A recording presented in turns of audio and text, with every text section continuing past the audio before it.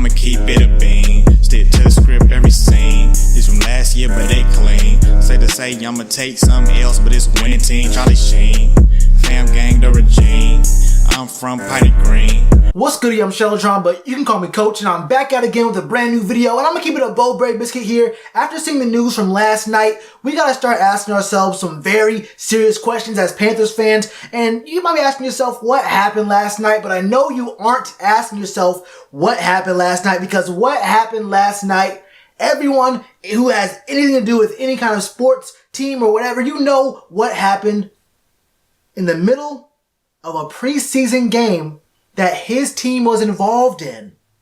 Andrew Luck announced his retirement from the NFL to the shock of everyone. And that was huge news, but I did go a little bit overboard in my video last night talking about how it might have been even bigger news than the Warriors giving up a 3-1 lead or LeBron's decision from years and years ago. That might have been a little bit heavy-handed, but also because you gotta remember the Sixers front office, their owner and his wife had all those burner accounts. That was probably some of the biggest sports news in a long time. But Andrew Luck suddenly retiring from the NFL, citing mental health issues and just not having his heart in the game the same way, really does make you think about what it takes to be an NFL quarterback, what it takes to be an athlete in general in any professional league, because this man, Andrew Luck, for the longest time, his whole career, since he was in college, coming into the NFL, he's been pretty much talked about as being the next Joe Montana, the next Elway, the next Brady, kind of the same conversation as a generational talent, a Mount Rushmore kind of guy, a guy like Aaron Rodgers even, who could really set the NFL on fire. But there were always two roadblocks that kept him from getting to his goal of being one of the best quarterbacks ever. One was his offensive line, and two was his front office. Now, this man, Andrew Luck, has been injury prone his whole career, but it's kind of hard to call a guy injury prone when the man got sacked 41 times his rookie season, 32 times his second season in the league. In 2016, he got hit 41 times again. Not just hit, not hit. He got sacked 41 times. And it's not just sacks when guys get hit. Quarterbacks still get hit, still get knocked down on plays when they don't get sacked. That offensive line for the Colts has been horrible. And it's really crazy to think about when you put it in context, because in 2016, like I said, Andrew Luck got sacked 41 times. So they brought in Jacoby Brissett, who was playing pretty good, all right, for the Patriots the year before. And in 2017, Jacoby Brissett got sacked 52 times. 52 times, back-to-back years. The Colts allowed their quarterback to get sacked 40 plus times.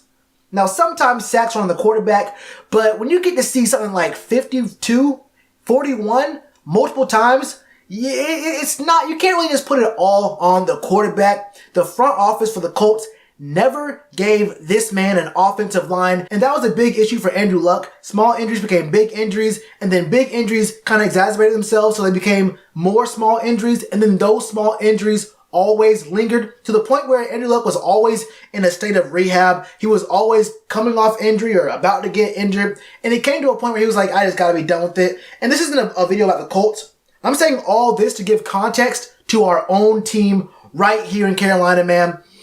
Cam Newton. There's a pretty similar story going on with Cam right now. And in a way, it's kind of ironic because Cam and Andrew Luck have been connected, tied together since their time in college. Andrew Luck was at Stanford. Cam was at Auburn. And there was a little bit of talk, maybe some rumors about Andrew Luck coming out in 2011, but deciding not to because he didn't want to play for the 2-14 Panthers. Now, he and his father both denied all that. I don't really care whether he decided not to or not. Look, it worked out in the end. Do I have any kind of bad feelings for Andrew Luck? I do not care. But what I will say is, while we haven't been as bad as the Colts, this is the first time where we've actually had a decent O-line for Cam. If you've been watching the Panthers for even just the last 5, 6, 7 years, but really the last 10 years since we've had Cam, 9 years really, but you understand that this offensive line unit is the best offensive line unit we've had, not just for Cam, but probably in our team's history. And these preseason games we've been seeing have been not that great. Now in that Patriots game last week, I will give them some leeway because Bill Belichick was drawing up blitzes. And not just your normal run-of-the-mill blitzes. This dude was drawing up exotic blitzes, 1-4-6. He was drawing up 3-4 blitzes, 4-3. He was packing the box and going back into coverage. He was back in the box and then bringing 7 on some plays. But there are also some plays on 4-man rushes where they were just getting in free. That game was tough. But in the Bills game, the O-line didn't look all that great. In the Bills game, we didn't play all our starters, but some of our starters played. And we did see Greg Little go out of the game with a concussion. I think that was actually in the Patriots game. But still, in the third preseason game, you can talk about, oh, it's preseason this. It doesn't matter that. That works out for the record. Yeah, no one cares about the record in the preseason. No one cares if we go 4-0, 0-4. That doesn't matter to anyone. What matters is how you look in the preseason, how these guys are playing together, and that counts double, even triple for the offensive line because it's not about one guy playing good individually. As an O-line, you have to be in sync. You have to have synergy. You have to. It's a whole team game. It's like a sub-team game within the game because there's different assignments, different blocking schemes. You have to communicate on the line. You got to identify who's coming, who's not, and if one guy's out of sync, it makes the whole line look bad, or at least just that one side of the line look really bad. You know, a guard can miss his block, and then the tackle picks up where he left off, and the edge is coming free. So I'm not going to sit here and give out individual blame for players on the offensive line, but something has to happen because there is a risk of Cam Newton, who has a pretty extensive injury list himself.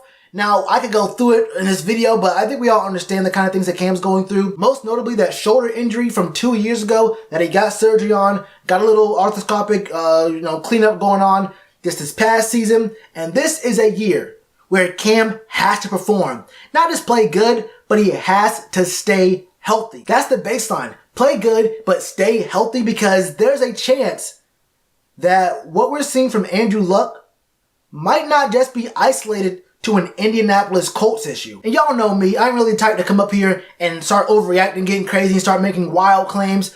But from what I saw from Andrew Luck and seeing what he was saying and watching that presser, it really made me start thinking about Cam. Because this shoulder injury, he's about one good hit to the shoulder away from, at the very least, missing a full season in the NFL. And at this point with Cam, you gotta think to yourself, okay, one full surgery on the shoulder, a cleanup procedure on the shoulder, and if he goes out again, it's not gonna be a time issue of him like getting back to 100%. He might have to get that shoulder cleaned up a third time. And 2019 is a really important year for Cam and for the team because this is a contract year. Now, his contract's up in 2 years, but with quarterbacks, with franchise quarterbacks, you don't like your franchise quarterback playing in the last year of their deal because they can reach free agency. If they play good, there's a lot of teams out there who have a lot more cap space than us who would maybe think about, throwing the bag at Cam. And look, we know Cam loves Carolina. He loves the Panthers, but this is a business. This is a business, and I wouldn't blame anyone. I wouldn't blame a single person ever, whether you're an NFL player or you work at a food line. If someone else offers you money more than your current employee, look, it is what it is. And y'all remember that video I did months before the draft? You might see it up here where I asked the question, is this a prove-it year for Cam? And a lot of y'all thought I was talking about his passing ability, his skill set, and that kind of stuff, his stats and whatnot, but that was never the case. What I thought about was his injury proneness. Is he actually injury prone? I don't know if it's all that, but the team has to make a really big decision here. If Cam were to get hurt again, do you actually extend this man for the next few years? If he goes 3 years in a row with shoulder injuries, we have to protect Cam because otherwise we may have to move on. And what we've been seeing in the preseason from our backup quarterbacks has been anything but, what kind of word do you want to use? It ain't encouraging. It don't look good. And we don't even believe in the one guy, the one backup who actually looks good against competition. The one dude who actually looks all right in the preseason, we don't give him any snaps. We're doing sideline interviews, doing picture-in-picture when this guy's on the field. You explain it to me. I mean, I don't want to go over stats. I don't want to go over who these guys are. We know Will Grier is staying on the team, and I have nothing personally against Kyle Allen or Taylor. I don't know these guys. It's not about personality. It's not about all that likability and whatnot. It's about what I see on the field. And whether it's Taylor Heineke or Kyle Allen or even Will Grier as the backup, it ain't looking all that good if Cam were to go down, or if we even go past this year into next year. Either way, Kyle and Taylor are both at the last year of their deal this year. But looking forward to next year, if Cam is out, we're going to need to see a lot of improvement from Will Grier in 365 days to become a starter. The backup situation is not looking good. And if we see a situation where Cam gets hurt and we either don't pick him up again, he can't go, or he decides, I really just can't do it anymore. All this rehab, all this surgery, all this getting back and trying to get back into shape, I really can't do it anymore. Or he can't, pass to the ability of a NFL quarterback. It's going to be a really, really tough time. You can say it's just a preseason, but you want to look good in the preseason, right? Either guys aren't good enough or they're not trying. And if they're good enough, but they're not trying, then why are they out there? If you're not going to try, then don't play in the preseason. You're only going to get yourself injured. So that's how I feel about it with the offensive line. There's no excuse for looking that bad with all these new guys who are really, really talented. And I know they're new, but the season starts in about 2-3 weeks. So we got to get some together really, really soon. Or there's a possibility that what we saw from Andrew Luck might just be coming a little bit further east to Carolina. That's all I got for you today, man. Let's have a conversation. Let me know all your thoughts in the comments below. And you already know what to do with that like button. Cheers to you, appreciate the chance. Been told y'all I been the man. Been told y'all I had the gift. Tell a friend to tell a friend.